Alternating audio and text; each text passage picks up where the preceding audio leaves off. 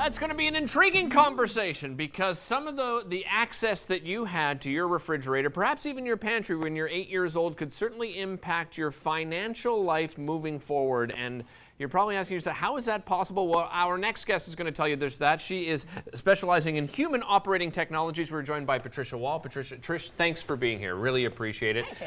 Trish, this is an interesting conversation to have. Let's start off on that point. How does the access you had to your refrigerator at the age of 8 years old have an impact for your future?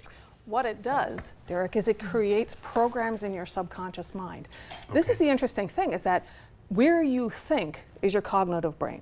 And so you don't think about what's going on in the patterns. In the subconscious mind is where your fight or flight responses are, it's where your emotions are. Okay. So if you think, for instance, if you were going for a job interview and you get nervous, you say, I shouldn't be nervous, this is not good, it's bad for my interview.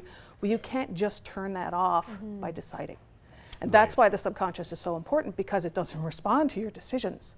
How often do you decide to do something and then you don't do it? See, that's a scary thought. Even if you don't want to do something, your subconscious is saying, oh, well, forget you, I'm going to do it anyway. Exactly. Right, so how does that relate to this fridge analogy then? Well, and this is where the fridge thing comes in.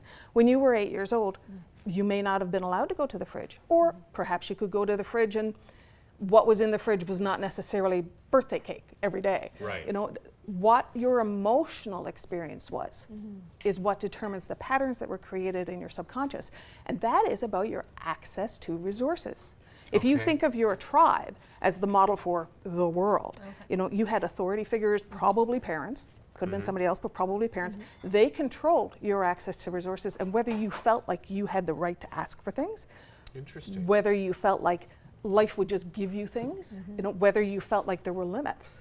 So can we, sorry, limits. Trish, I didn't mean to cut you off. I was going to say, can we use ourselves as examples then? Absolutely. And let's you know, answer this question. So I was allowed to go into the fridge whenever I wanted. Now what was available was, you know, I guess is the most luxurious item was probably ice cream. So we always had ice cream in the fridge, or freezer I should say. And in the fridge, I mean just the basics. There wasn't anything necessarily fancy, you know, orange juice and milk and, you know, kind of vegetables and fruits, that kind of thing. If you asked your mom, you know, if you said, would you get me, ...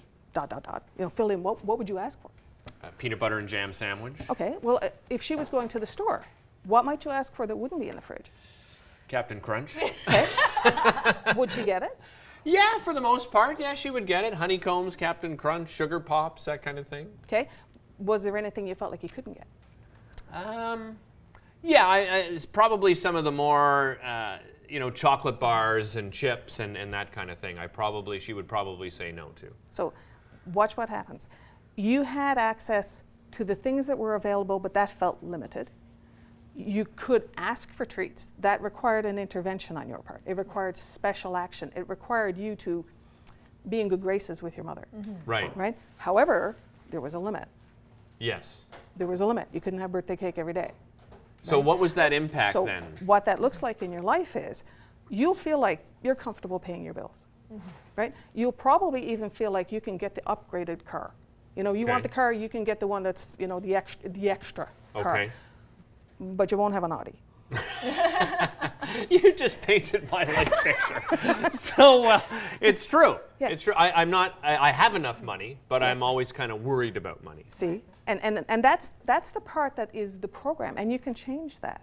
And what's interesting is when you change it, how money flows in your life changes too. So what are the things that you can change?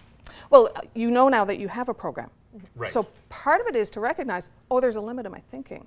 You know, and there's tools for this. I mean, I have tools that are very specific to changing your subconscious because they're aimed at your subconscious. Some of them are directed meditation, which means you put on a CD and you just play it. You don't have to be able to do and you don't have to be able to sit quietly. You can play it while you're doing anything you like. Okay. Okay, and it works on your subconscious because it's not here that you have a problem. You know what you want in your thoughts, right? Right. It's to just peel out those programs that say you're not supposed to have an Audi.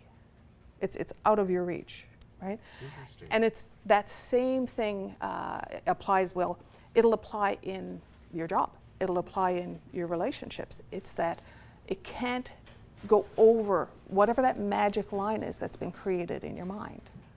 So in your mind, are you then changing it from a can't to a can? Yes. And removing that barrier? Yes, and that will change your body chemistry. Okay. It will change how you feel about things because the subconscious controls your emotions. And you're saying you're doing this through meditation? Well, not just meditation, but that's a big one. You know, there's Right. also behavioral modification. There's lots of tools you can use. We have all kinds of stuff. And you know, I find that different people respond to different kinds of tools. What works for you? You know, that's the thing. It's interesting, the psyche of it, because Lois and I were talking, you know, after you sent us on Twitter and, you know, that message of, you know, what was your access when you were 8 years old, we said, well, if it was limitless, I think there's a negative connotation where most people, oh, you were spoiled when you were a kid, but you're saying it would open up possibilities later on in the future. So this is a very interesting Right? question, because if you were spoiled, and some people were, some kids were spoiled, what they will miss is they will miss validation. They will miss the feeling that their contribution makes a difference. And so they will always be seeking approval, and what they'll be looking for is they'll be looking for outside forces to tell them that they're right. I see. Okay? So they'll look for qualifications. They'll look for people to pat them on the back. So they'll be constantly seeking approval, because this is a really primitive program. It's a seek program. Right. So the kinds of things you can notice to find this stuff in yourself is you can say, well, okay, maybe I have seek and don't get, which means I always want it. I never feel like I get it. Doesn't matter how successful you are, you just never feel like it's enough. Right. Okay? Or you might have seek, get, lose, which means things come to you, but you can't seem to keep them. Right. Right? Or, you know, or you might have seek and then it's not the thing you wanted. You realize afterwards. That's a green box program. So that Right. comes from when you're a little kid. If your parent says, bring me the green box, and you go get the green box, and you bring it back, and they either say, that's the wrong green box, or that's the green box, but you did it wrong, or I said red, what's your problem? Okay? And what that does is it teaches the child not to trust their own judgment. Right. So they'll always be looking for approval, they'll always be looking for certification. This is very telling for parents, actually. is. No Right. kidding. Very telling for It's a parents. fascinating conversation, Trish. I wish we had more time, but we've run out of time, but really appreciate you coming on the show today. It's something, now you've got me thinking, oh my goodness, I need that BMW. Trish also kind enough to offer us a giveaway on the show today. We've got this wonderful book called The Science of No and some great CDs as well to give away. Give us a call at 613-759-8622 for your chance to win. We'll be back in the kitchen telling you about Odyssey Theatre and their partnership with Le Cordon Bleu for a great picnic and show. That's coming up right after the break. Don't go anywhere. Trish.